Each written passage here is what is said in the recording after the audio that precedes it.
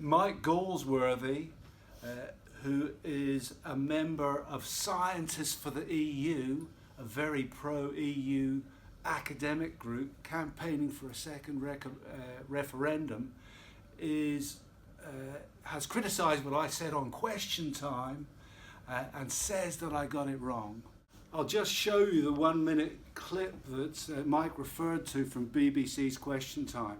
It's on the 29th of March. If we have no deal, and I call it free trade, you will immediately be better off by £39 billion. And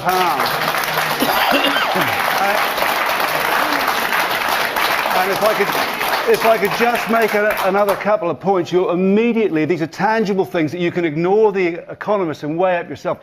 You can also get control of fishing.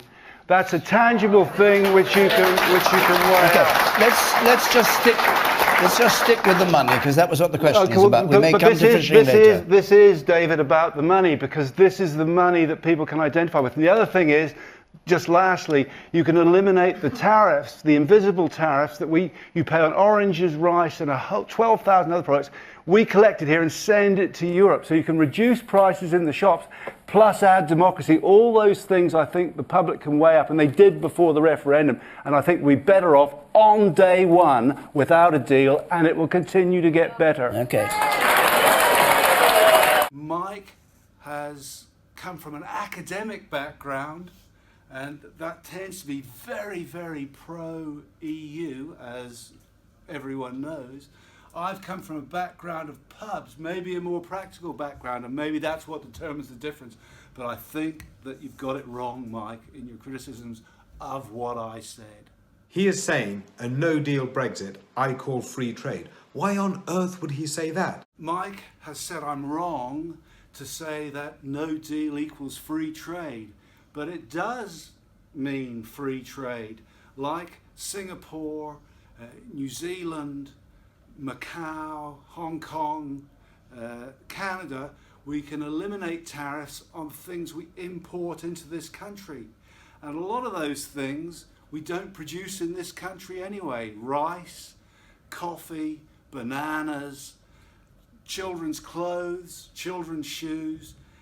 We can eliminate all those tariffs, which will make things cheaper in the shops for the UK public, make people better off, which is good for the economy, particularly good for people who don't have a lot of money. Of course, we can't force other countries, nor can the EU, that we don't have a deal with, to scrap their tariffs on our exports. That's just not possible to do. We can then, though, negotiate free trade deals with countries like America, Canada, New Zealand, which are very keen to do deals with us, we know. We are paying money in order to 1, pay off our debts, 2, pay off some of our liabilities, and 3, buy into the programme for the next 1.5 years. Mike seems to be saying that we have to pay the 39 billion to the EU even if there's no deal. That's not right. The House of Lords Committee, which dealt with this point, reported on the 4th of March last year and said there is no legal liability to pay. Now that directly contradicts what you said, Mike. So if there's no legal liability to pay anything, is there a moral liability or a moral obligation to pay anything? I don't think so. And not many people, I think, in the UK do believe there's a moral obligation. The people of this country simply don't believe that we should pay £39 billion, £600 per person, man, woman and child, if there's no legal liability. So you got that one wrong, I'm afraid to say. Well, I'm sorry, he's talking about economics. You can't ignore the economists on economics.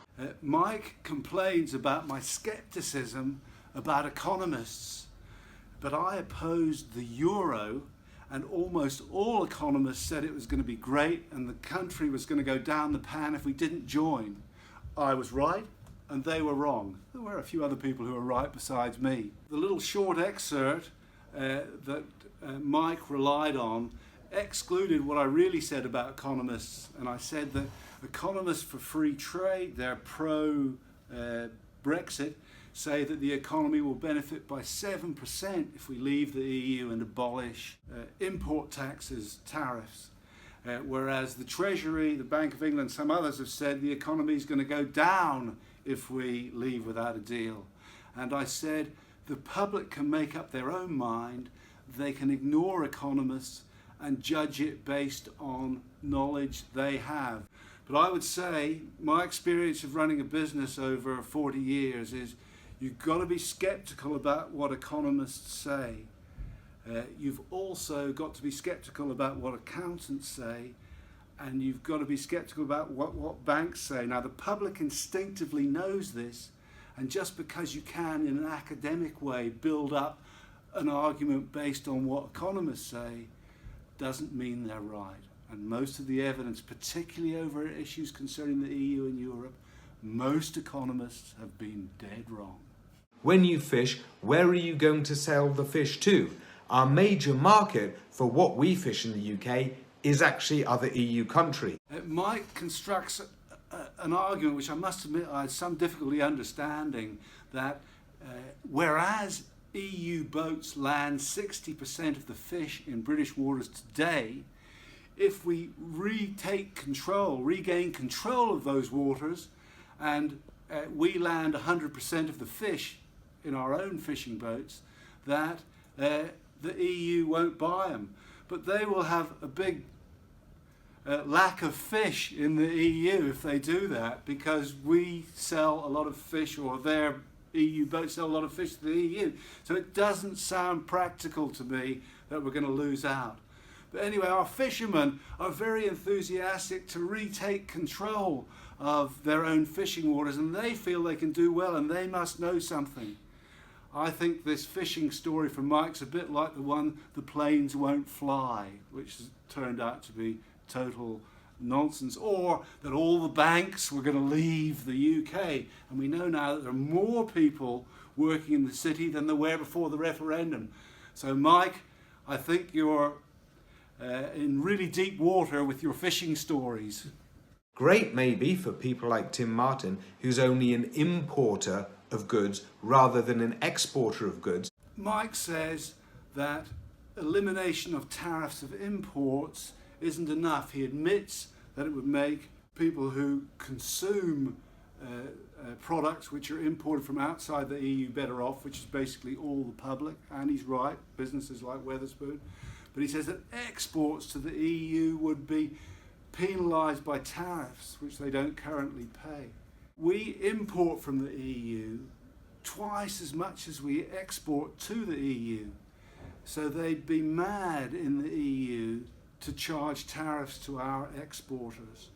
Indeed, they've already offered, Donald Tusk, one of the unelected presidents of the EU, has already offered a Canada plus plus deal, which is a free trade deal. So the EU is very well aware of the side their bread is buttered on. So that point, Mike, is not a valid one in the real world. It's a theoretical point only that you've made. Well, sometimes our oranges come from Spain, where there are no tariffs, but then when it's not summer for Spain, it is summer in the southern hemisphere with South Africa, where we have a deal that for those months they can import to us or export to us tariff-free. Mike makes a case about oranges and says that we import oranges from Spain tariff-free in the summer, and in the winter the EU allows some African countries to export to the UK and to the EU tariff-free. In reality, that just shows how protectionist the EU is.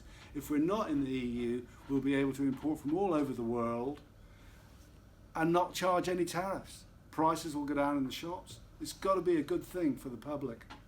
When tariffs are collected, the country that collects them takes some of the cost for itself just to cover the collection, and the rest of the money goes into the common pot, the EU budget. Mike makes the point that we, in this country, charge tariffs on non-EU imports like bananas, coffee, New Zealand Sauvignon Blanc and so on, and then that money is collected by the UK government and sent to Brussels, which Mike thinks is a good thing. I don't think it is a good thing.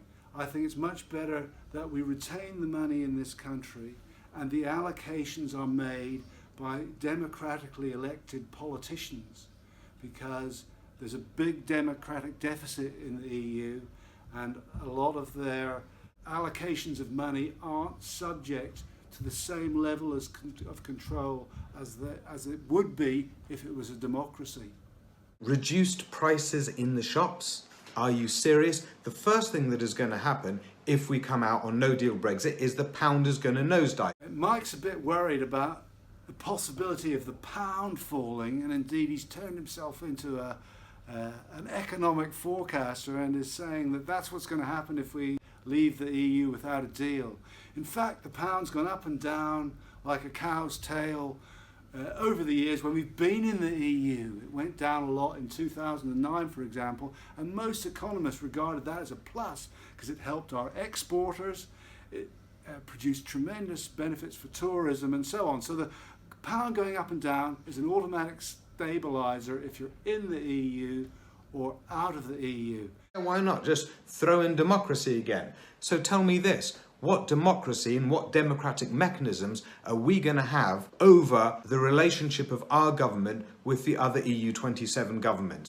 Mike makes fun of my views on democracy, but it's a really important point. The EU has got 5 unelected presidents. It's got a mock parliament whose MPs can't even initiate legislation, and it's got a court which isn't subject to democratic control. Now, quite a lot of academics, for some strange reason, are quite comfortable with the system because it's run by an elite, almost all of whom went to university. But the public isn't, and I think the public's right on this point. Whenever you have unelected presidents, which you've got in the EU, you always end up with a nutter in charge eventually. So democracy is where it's at, essential for the future of the world, Mikey. You know that, and I know it. Better off on day one. Nobody agrees with that. But Mike, scientists for the EU, you've almost all got an A-level in maths. 39 billion quid won't go out the door. That will make us better off in day one. Eliminating tariffs on many of the 12,000 products which we import from outside the EU, extra money.